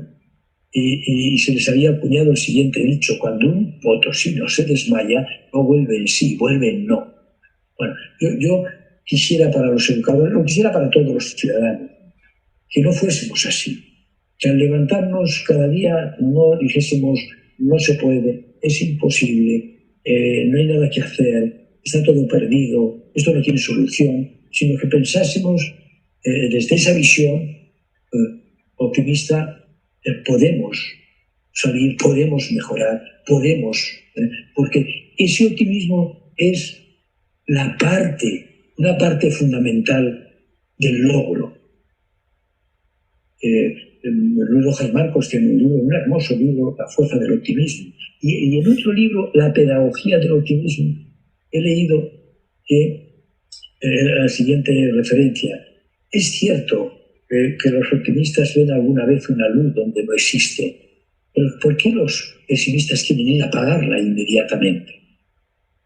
Y esto que estoy diciendo está muy unido al punto siguiente, en esa necesidad de superar el desaliento ante los errores y los fracasos. ¿Hemos cometido errores? Sí, y los cometeremos. ¿Hemos tenido fracasos? Sí, y los tendremos. ¿Hemos tenido adversidades? Sí, estamos metidos en ello. Pero ante la adversidad, ante el error, ante el fracaso, hay dos formas de actuar. Yo lo explico de una manera muy visible. Con 2 signos menos se puede hacer un signo más. Manejando inteligentemente 2 signos menos se puede construir un signo más. De modo que fracasé 2 veces, pero aprendí. Tuve 2 errores, pero me hice más fuerte. Tuve 2 problemas, pero me hice mejor persona. A mí me parece que esto es muy importante. Es muy importante porque, como digo en el título de uno de mis libros, publicado en Homo Sapiens, el libro contiene fábulas. Alguien ha dicho que la distancia más corta entre una persona y la verdad es un cuento. No creo que tenga demostración científica esta afirmación. Yo lo voy a dar por bueno. El cuento, el libro se titula La estrategia del caballo y otras fábulas para trabajar en el aula. Y da título al libro una de las fábulas, La estrategia del caballo, en la que cuento que una familia que tiene un caballo, un día después de la jornada de trabajo, pues no lo encuentra. Pasan horas en una búsqueda casi desesperada, no lo encuentran por ninguna parte, hasta que alguien, después de horas de fatigosa búsqueda y quieta búsqueda, dice: está aquí, el caballo se ha caído a un pozo. El pozo es tan profundo, el caballo tan viejo, que deciden no sacarlo, porque la familia también es pobre y no tiene medios para una grúa o con algún medio mecánico sacar al caballo.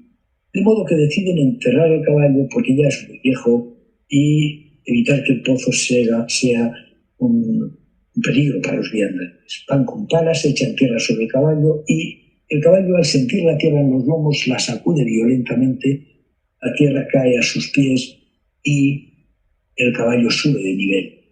Le siguen echando más tierra, él la sacude, cae a sus pies, él sube de nivel. Le siguen echando más tierra, él la sacude, cae a sus pies, sube, sale trotando en libertad. Queridos colegas, ¿va a haber gente que cabe pozos en vuestra vida profesional? Estoy seguro de que sí. ¿Va a haber gente que eche paradas de tierra sobre vuestras espaldas? Claro que sí. Pero a vosotros nadie os podrá arrebatar la estrategia del caballo. De modo que esas paladas que pretendían sepultaros, vosotros las podéis transformar en una escalera para la liberación. Y en este momento en el que estamos, yo creo que es muy importante que no olvidemos la necesidad del desarrollo integral del alumnado, es decir, los aspectos emocionales.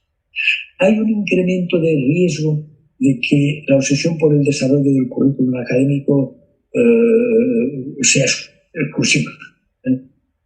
Pero a mí me parece que es muy importante que aún en esta fase, no digo sobre todo en esta fase, que también tenga que estar presente ese desarrollo integral.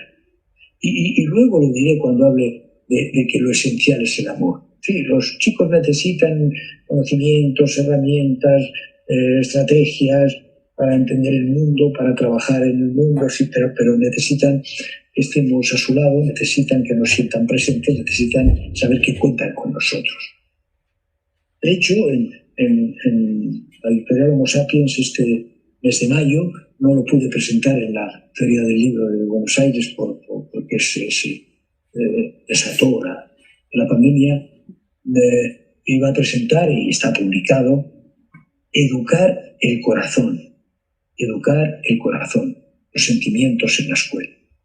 No lo podemos olvidar incluso en esta etapa de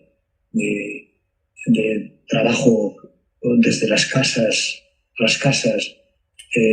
sin que tengamos la presencia física. Y también tenemos que buscar los caminos para que construyamos desde esta nueva dimensión en la que estamos inmersos los docentes, que nunca habíamos conocido, que nunca habíamos visto, que nunca habíamos vivido, dar sentido a la tarea de construir y de desarrollar profesionalmente nuestra vida. Y digo que está en nuestras manos. Mirad, queridos docentes, no hay tarea y compromiso más importante en la vida que desarrollar la capacidad de ser felices y de ser buenas personas. Y esto, ¿cómo se hace? Pues una gran parte con la actitud. A mí me preocupan mucho más los analfabetos pedagógicos que los analfabetos tecnológicos, porque se aprende más fácilmente la tecnología. Pero nosotros tenemos que sentirnos desarrollados profesionalmente, de manera que a medida que pasan los días, también estos días de confinamiento, podamos sentir que a medida que pasan los días nos vamos haciendo más humildes, más sabios, más optimistas, más generosos, más comprometidos. Y no al revés, que el paso de la etapa por el confinamiento nos haya hecho más pesimistas, más tristes, más cínicos, más vagos, más orgullosos. ¿Y por qué está en nuestras manos? Porque decía Paulo Freire que la desesperanza era el gran enemigo de la educación, creer que no se puede, creer que nada depende de nosotros y que todo está en mano o de los dioses, o del azar, o de la suerte, o de la fortuna, o de las casualidades. No, está en nuestras manos. Está en nuestras manos. Os lo voy a decir con una pequeñita metáfora que yo creo que es muy significativa. La mariposa azul. Había un viudo que vivía con sus dos hijas. Había un viudo que vivía con sus dos hijas curiosas e inteligentes. Las niñas siempre hacían muchas preguntas. Algunas de ellas él sabía responder y otras no. Como pretendía ofrecerles la mejor educación, mandó a las niñas de vacaciones con un sabio que vivía en lo alto de una colina. Y el sabio siempre respondía a todas las preguntas sin ni siquiera dudar. Impacientes con el sabio, las niñas decidieron inventar una pregunta que no sabía responder. Entonces una de ellas apareció con una linda mariposa azul que usaría para engañar al sabio. ¿Qué vas a hacer?, preguntó la hermana. Voy a esconder la mariposa en mis manos y preguntarle al sabio si está viva o muerta. Si él dijese que está muerta, abriré mis manos y la dejaré volar. Si dice que está viva, la apretaré y la aplastaré. Y así, cualquiera que sea su respuesta, será la respuesta equivocada. Las dos niñas fueron entonces al encuentro del sabio que estaba meditando. Tengo aquí una mariposa azul, dígame, sabio, ¿está viva o muerta? Muy calmadamente el sabio sonrió y respondió, depende de ti. Ella está en tus manos. Así es nuestra vida, nuestro presente y nuestro futuro. No debemos culpar a nadie cuando algo falle porque somos nosotros los responsables por aquello que conquistamos o no conquistamos. Nuestra vida está en nuestras manos como la mariposa azul. Nos toca a nosotros escoger qué hacer con ella. Y finalmente, había hablado del amor. Dice Gabriela Mistral, si no eres capaz de amar, no puedes dedicarte a la enseñanza. Y yo lo he dicho muchas veces, los alumnos aprenden de aquellos profesores a los que aman. Porque dice el constructivismo, para que haya aprendizajes significativos y relevantes, hace falta que el conocimiento tenga una estructura interna, tenga una lógica interna, tenga una estructura externa que case con lo que sabe ya el aprendiz anteriormente, pero tiene que tener el aprendiz una disposición emocional hacia el aprendizaje. Y sin esa disposición emocional al aprendizaje no se puede aprender. El verbo aprender, como el verbo amar, no se pueden conjugar en imperativo. Uno solo aprende el que quiere. Y entonces es muy importante esta relación amorosa, esta vinculación, porque la educación es una comunicación, y la comunicación que salva es el amor. Y el amor nos da estrategias para conocer, para entender, para motivar, para explicar, para ayudar al otro. Y voy a ceder la palabra a un niño y va a cerrar, porque estamos en el tiempo, 20 minutos que habíamos acordado para un tiempo de intervenciones o de cuestiones. Voy a ceder la palabra a un niño que nos va a decir esto pues mucho mejor que lo estoy diciendo yo. Esa necesidad que ellos tienen de la presencia de los adultos, de los padres, de las madres, de los profesores, las profesoras, de que cuenten con nosotros, como decía Mario Benedetti, de que sepan que estamos a su lado para hacer no siempre lo mismo, porque a veces tendremos que exigir, otras veces tenemos que disculpar, otras veces tendremos que animar, otras veces tendremos que... Y el amor nos dará pistas. Y le cedo la palabra al niño y él va a cerrar con mí la sesión. Un niño, meditando en su oración, concluyó: Señor, esta noche te pido algo especial, convertirme en un televisor. Quisiera ocupar su lugar. Quisiera vivir lo que vive la tele de mi casa, es decir, tener un cuarto especial para mí y reunir a todos los miembros de mi familia a mi alrededor. Quisiera ser tomado en serio cuando hablo, convertirme en el centro de atención al que todos quieran escuchar sin interrumpir ni cuestionarle. Quisiera sentir el cuidado especial que recibe la tele cuando algo no funciona. Y tener la compañía de mi papá cuando llegue a casa, aunque esté cansado del trabajo, y que mi mamá me busque cuando esté sola y aburrida en lugar de ignorarme, y que mis hermanos se peleen por estar conmigo. Y termina así. Y yo con él. Y que pueda divertirlos a todos, aunque a veces no les diga nada. Quisiera vivir la sensación de que lo dejen todo por pasar unos momentos a mi lado. Señor, no te pido mucho, solo vivir lo que vive cualquier televisor. Bueno, aquí hay algunas referencias. Os remito a la Darbe que se publica cada sábado. Podéis entrar con el nombre de la Darbe, que es un camino que estaba en la parte alta de las murallas, como un mirador, y podéis entrar también con mi nombre y apellidos, como son apellidos tan contradictorios, Santos y Guerra, se pueden recordar bien. Y espero vuestras intervenciones, porque en el blog se puede interactuar muy fácilmente. Yo siempre contesto a los que me escriben, aunque solo sea para darles las gracias por haberme leído y haber participado.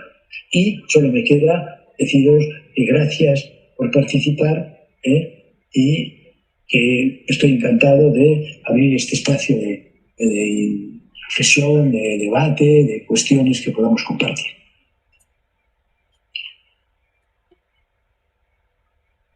Profe Miguel, muchísimas gracias por compartir con nosotros su conocimiento y por la invitación que también nos hace a revisar la concepción que tenemos sobre la evaluación y hasta dónde nuestra práctica evaluativa puede llegar a ser un factor que frene el interés y el mismo proceso formativo de nuestros estudiantes. Asimismo, pues veo acá muchas ideas que con lo que se trabajó el día de hoy podemos adelantar un trabajo de resignificancia del sistema institucional de evaluación que hace parte de cada establecimiento educativo y que se compone, o más bien que complementa el proyecto educativo institucional, para que logremos identificar allí cuál es la propuesta actual y hasta dónde eso nos permite llevar a cabo un proceso oportuno, permanente y continuo. Y pues también una invitación a los establecimientos, a las directivas y a los docentes, pues hacer un uso también responsable y ético de esa autonomía institucional para brindar escenarios en los que la evaluación sea equitativa, pueda considerar los estilos y los tiempos de aprendizaje y logremos identificar esas finalidades útiles que usted también nos señala, en las que el error se convierte en una posibilidad que potencializa también el aprendizaje y mejora, pues, de esa manera la práctica pedagógica. En estos momentos somos alrededor de 6.700 personas que estamos en el webinar, pero ya algunos de los participantes han realizado sus preguntas. Y aquí una de ellas dice: desde lo formativo de la evaluación y viendo el problema de la brecha digital adicional a la pandemia del coronavirus que implica el distanciamiento social, ¿cómo poder evaluar efectivamente desde lo formativo a estudiantes del área rural teniendo en cuenta estas dificultades?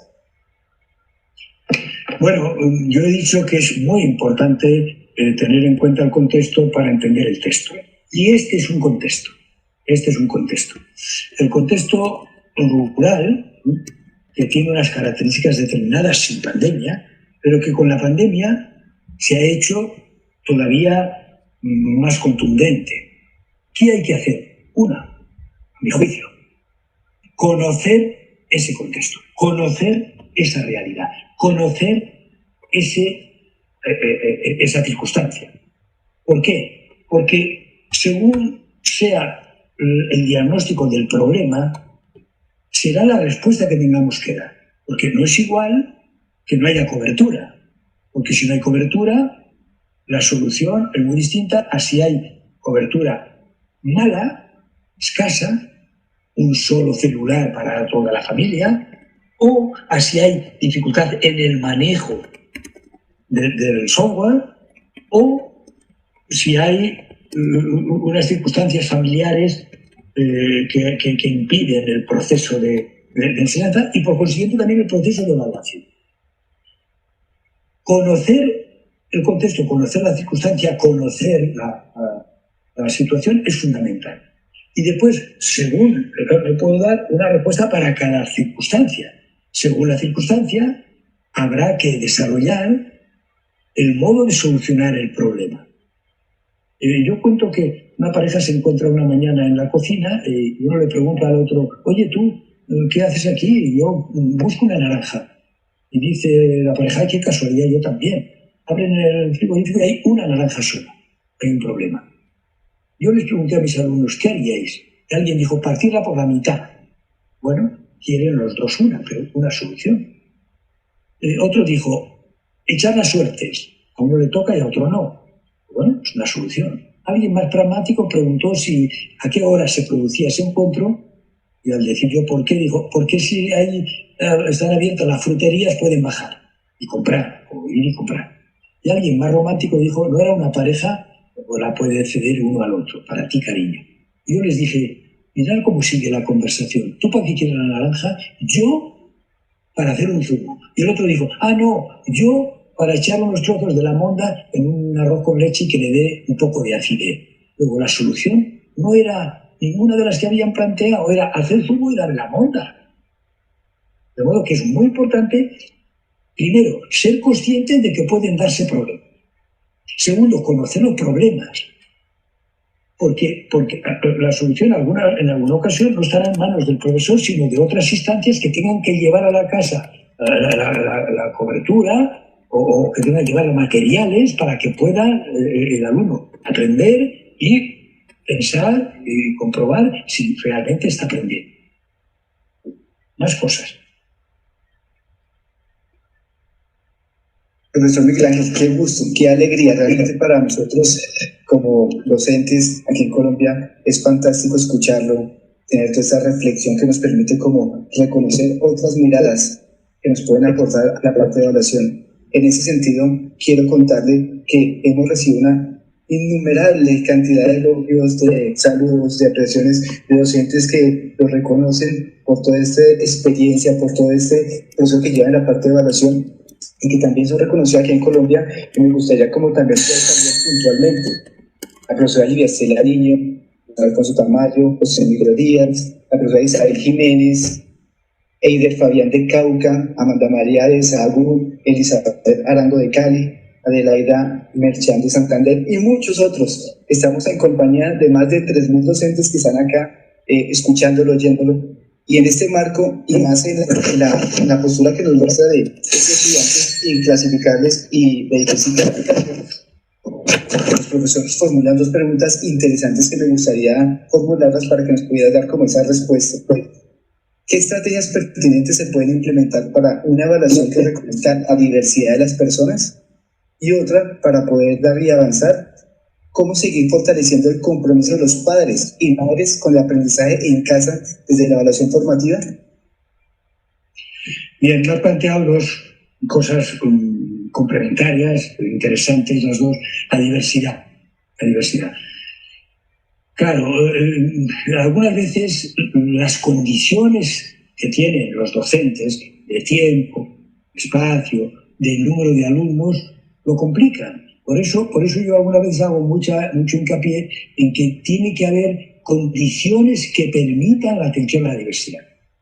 Pero cuando no son las más favorables de todas, no se puede decir, como no son las condiciones favorables, no podemos hacer nada. Mejorar las condiciones es muy importante.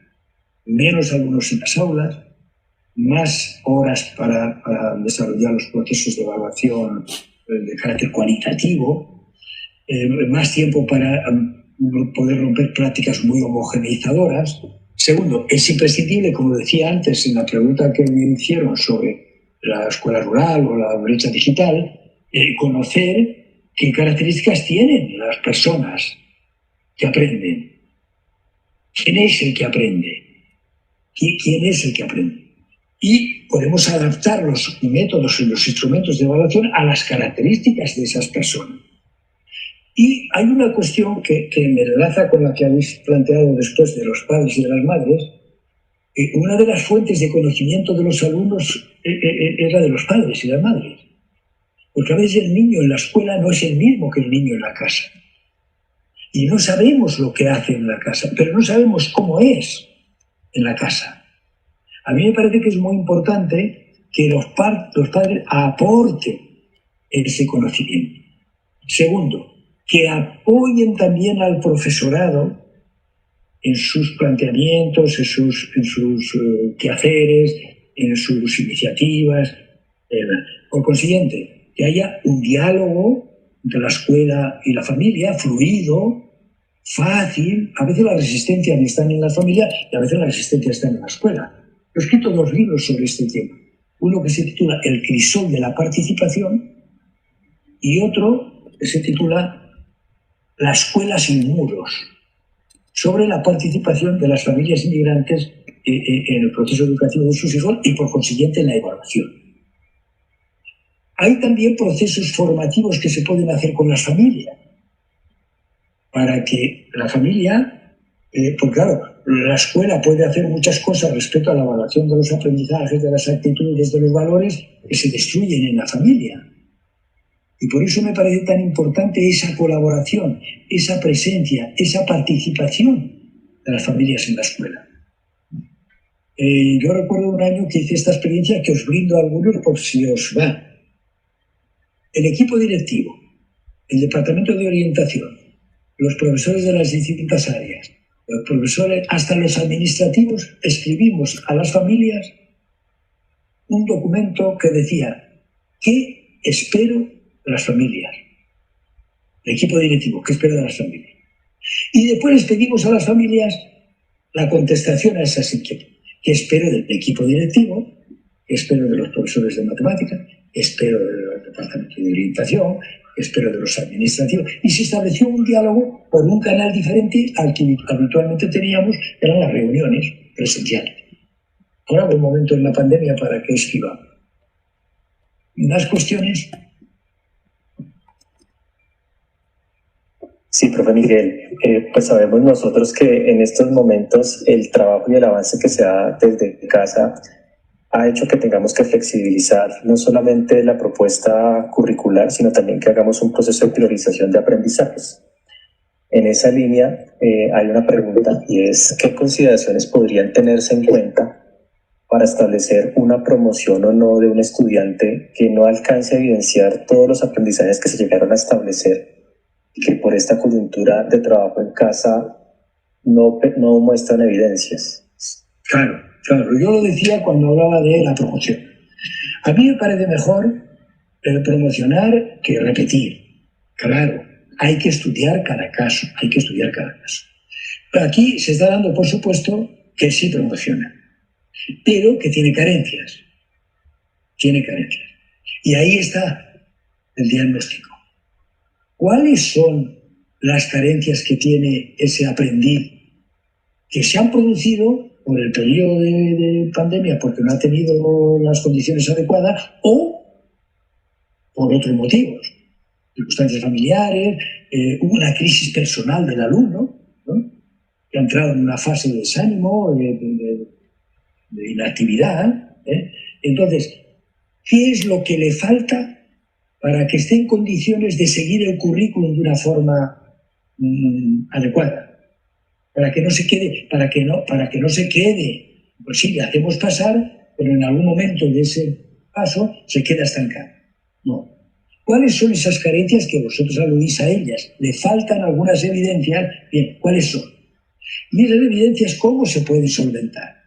Bueno, puede ser en algunas horas extra, puede ser con un tutor, puede ser con un alumno que esté en una situación que le ayude como un tutor entre iguales, puede ser en algunos tiempos complementarios, puede ser pidiéndoles a los padres alguna ayuda en especial, pero efectivamente no es promoción sí o sí, o promoción en cualquier circunstancia, aunque tenga lagunas, sino cómo rellenar esas lagunas.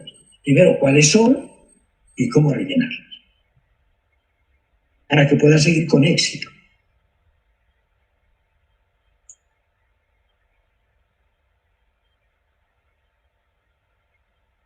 Muy bien, profesor Miguel Ángel. Muchas gracias realmente por todos esos consejos, sugerencias, orientaciones que nos brindan en el marco de la evaluación de una mirada sistémica a la mirada del currículum. Porque como nos acaba de mostrar, la evaluación no es algo independiente, sino hace parte de esa sinergia de los elementos del currículum que nos permite reflexionar sobre el por qué enseñar, para qué enseñar, cómo enseñar, con qué enseñar, al cómo, cuándo y qué evaluar actualmente. Eso nos lleva a tener un gran significado, porque nos orienta y nos podemos llevar a implementar y desarrollar con las estrategias que estamos desarrollando en común. Con esto queremos agradecerle por este acompañamiento tan importante que nos das herramientas para seguir avanzando en este proceso. Como lo decía Ricardo, un momento atípico, pero que nos permite pensar, resignificar esos procesos de enseñanza-aprendizaje que venimos desarrollando puntualmente. Y finalmente, pues agradecerle porque estamos muy felices. Gracias por estar acá, por compartir esos momentos de reflexión. Sabemos de toda tu idoneidad, conocimiento que nos puede apoyar y nos puede desarrollar y aportar para todos estos procesos. Muchas gracias. Quiero dar un saludo a las personas que has citado y a otras que sé que me están escuchando. Claro que sí. Que las que he tenido un contacto, personas que están trabajando precisamente el tema de evaluación en el grupo Evaluándonos, y les quiero devolver ese saludo, pero antes de que cortemos la conexión, quiero hacer un regalo un regalo a todos los que han tenido la amabilidad de dedicar este tiempo para escucharme. Y cuando un profesor anuncia un regalo, todo el mundo piensa no va a ser de dinero. Pues es verdad, no es de dinero. ¿Y de qué es el regalo? Pues es de ideas y es de sentimientos, de lo que somos ricos los profesores. ¿Y qué regalo es? Pues una última historia que quiero compartir y que se titula La historia, alguno acaso me la ha oído contar, está también en el libro Ideas en Acción, la historia de una manzana que soñaba con ser una estrella. No quería ser manzana, estaba muy entristecida, muy apesadumbrada, estaba incluso no solamente triste, sino maldiciente por su suerte. Y cuando el viento soplaba, la manzana, que quería ser una estrella, le preguntaba al viento si las estrellas estaban quietas o viajaban. Y el viento contestaba: viajan a grandes velocidades. Ah, pero qué suerte, decía la manzana. Yo no quiero ser ni un segundo más manzana. Cuando los pájaros se posaban durante el día en el manzano, la manzana, que soñaba con ser una estrella, preguntaba a los pájaros si las estrellas de día eran retiradas del firmamento porque no las veía. Y los pájaros decían: no, están en el firmamento, pero la luz del sol es más fuerte y por eso no se las ve. Un día una familia sale al campo y se cobija debajo de ese manzano por azar y preparan la mesa, las sillas para comer, y alguien choca con el tronco y la manzana, que soñaba con ser una estrella, cae al suelo. El niño de la familia que está jugando por allí la ve y dice: papá, mamá, una manzana madura, ¿la puedo comer? ¿Sí? ¿La puedo partir? Sí. Y le dan un cuchillo y el niño parte la manzana, pero no del rabo al hoyo, como solemos partirla siempre, la parte de forma transversal. Y cuando parte de forma transversal la manzana, el niño grita: papá, mamá, una estrella de 5 puntas. Y la manzana descubre a la voz del niño que eso que soñaba, que estaba tan lejos, lo tenía en su corazón, lo tenía en su interior. Y esa es la tarea de los educadores: ayudar a descubrir a los alumnos que esa estrella de la felicidad que buscan a veces tan lejos, en el dinero, en la fama, en el poder, en las cosas, en el alcohol, en las drogas, si miran con atención, si miran con cuidado, esa estrella de la felicidad la van a ver nítida, precisa, en el fondo de su interior, en el fondo de su corazón. Muchísimas gracias por haber sido tan pacientes y escucharme. Muchísimas gracias.